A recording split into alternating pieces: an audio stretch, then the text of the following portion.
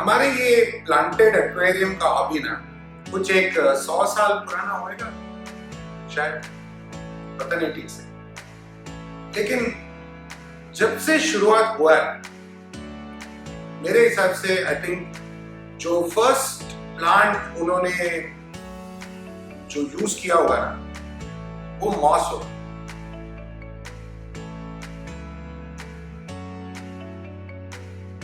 Moss जो है ना अपने हॉबी में शायद सबसे सिंपल इजी ग्रोइंग एक एक्वाटिक प्लांट बोल सकते हैं। बिगनर्स के लिए बेस्ट, जितना आप मॉस से सीख सकते हो वो शायद ही आप कोई दूसरा प्लांट से सीख पाओगे। बहुत सिंपल है, रखना बहुत इजी है, हर जगह ग्रो होगा, स्टोन के ऊपर, ऐसे ही सॉइल के ऊपर, वुड पे बांध दो, वुड मतलब पानी के ऊपर भी आएगा, ठीक है। जहां पे भी थोड़ा सा नमी है ना, मॉइस्चर, मॉस ग्रो। हॉबी में एक जमाना था कि शायद एक दो मॉस मिलता था, जावा मॉस या क्रिसमस मॉस।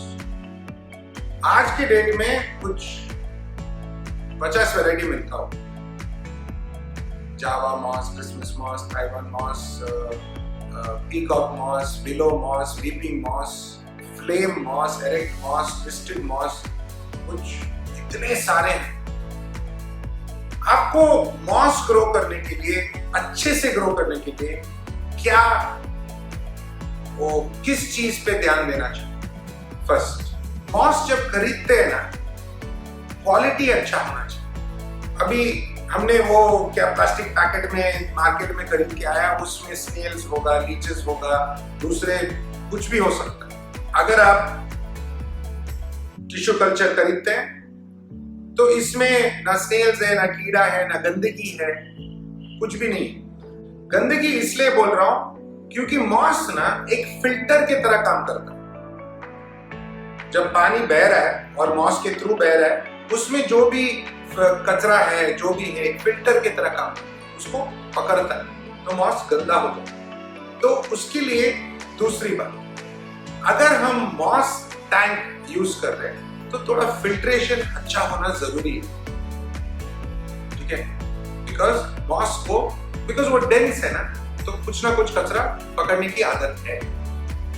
तीसरी बात, मॉस 15 डिग्री से लेके 30 डिग्री तक बहुत अच्छा ग्रो हो सकता है। एक्चुअली 30 डिग्री थोड़ा ज्यादा है, 25, 26, 27 बेटर है।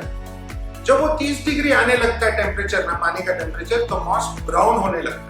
ये एक्चुअली आपका गलती नहीं है, आपने सब कुछ ठीक किया होगा। ये एम्बिएंट टेम्परेचर जो है अगर 30 डिग्री है उसके ऊपर जाता है तो मॉस ब्राउन होने लगता है, या आपका मॉस मर नहीं रहा है, ठीक है। ये याद रखो, मॉस मर नहीं रहा है। जब वो टेम्परेचर डाउन होते जाएगा तो वापस हरा हो जाएगा। चौथी बात, मॉस को आप अच्छे से बांधे, ठीक है। हाँ, मार्केट में ग्लू, जेल, ये सब है भाई, देख लो, अपने ही हाथ में लगता है तो स्किन इतना सेंसिटिव है तो चिपक जाता है, और जब निकालने की कोशिश करते हैं तो वो स्किन निकल जाता है। और हमारा स्किन मॉस से कुछ 10-12 गुना ज्यादा स्ट्रॉन्ग है। मॉस इतना सेंसिटिव है तो जल जाता है, और हाँ, मरता नहीं है, लेकिन वापस आने के लिए उसको काफी टाइम लग जाता है। हाँ, लेकिन अगर बांधते हैं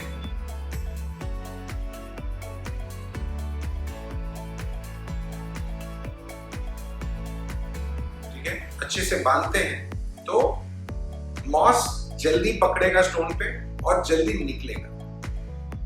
अब बायोडिग्रेडेबल थ्रेड अवेलेबल है एडीए के साथ, मॉस कॉटन बोलते हैं उसको, वो आप यूज करो, वो बायोडिग्रेड भी हो जाता है, मतलब एक 30 दिन में खत्म भी हो जाता है, और कुछ 200 मीटर का आता है, मतलब सालों साल चले, यूज करो। तो आप बोल सकते हो कि सर ये बायोडिग्रेडेबल वो सब क्यों, अपना घर का कपड़े का जो थ्रेड आता है ना, धागा आता है, उसमें बांधेंगे।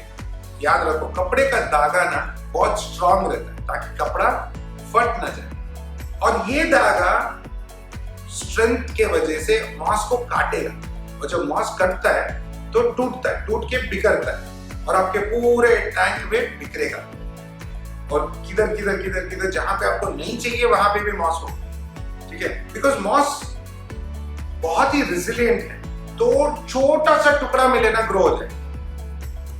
तो आपको ये पॉइंट पे याद रखना है कि मॉस ट्रिम करके उसको लेवल पे रखना बहुत इंपॉर्टेंट है। अगर आप मॉस ग्रो कर रहे हो, अगर आप उसको छोड़ दिया तो जहां पे आपने बांधा है वो भी छूट जाएगा और पूरा बढ़ जाएगा। ट्रिम करके हमेशा जो शेप में आपको चाहिए ट्रिम करके। अभी मॉस का सिंपलेस्ट फॉर्म जो है आपको बारिश के मौसम में आपके दीवारों में दिखेगा। दीवार में नमी जमता है, मॉस ग्रो होता है। या ये टेरेरियम में पीछे दिखेगा, मॉस पीछे भी है, वुड पे भी है, आराम से आएगा जब तक उसका कंडीशन अच्छा है, मस्त आएगा। अब आता है CO2।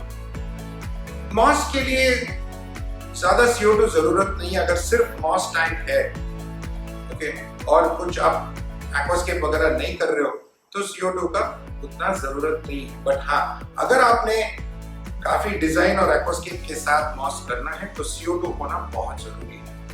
Moss is also very good breeding के लिए, श्रिम्प ब्रीडिंग, कोई भी फिश ब्रीडिंग। क्या मॉस का जो झुंड ये बनता है ना, हाउ डू यू से बंच, वो बच्चे जाके उसमें घुस के हाइडिंग प्लेस बना देते हैं, तो बहुत अच्छा है ब्रीडिंग के लिए। तो ब्रीडिंग टैंक्स में मॉस होना is very good, again good quality moss. अब आता है लाइट।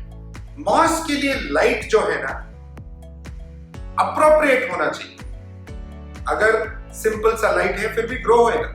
हाँ, अगर आप गुड क्वालिटी लाइट यूज करोगे और एक्वास्केप के लिए डालना है, बात अलग है। बट एक बिगिनर के तौर पे ज्यादा कुछ फैंसी चाहिए नहीं आपको, ठीक है, सिंपल सा तो भी चलेगा। बट अगेन रिमाइंड करता हूं, बहुत इंपॉर्टेंट मॉस के लिए good filter, and most importantly अगर अच्छा सॉइल हो तो बेटर है।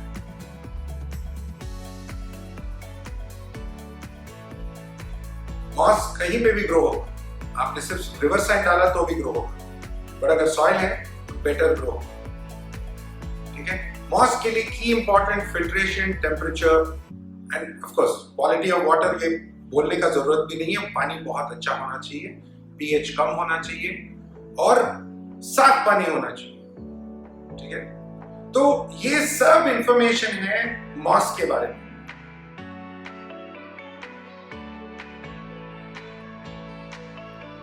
ज्यादा से ज्यादा मॉस टैंक्स ये सीजन से स्टार्ट होना बेटर है, बिकॉज वेदर अच्छा हो रहा है, एम्बिएंट टेम्परेचर कम हो रहा है, विंटर का सीजन है इंडिया के पूरा में, तो मॉस अभी ग्रो करना is a good idea because it will grow beautiful.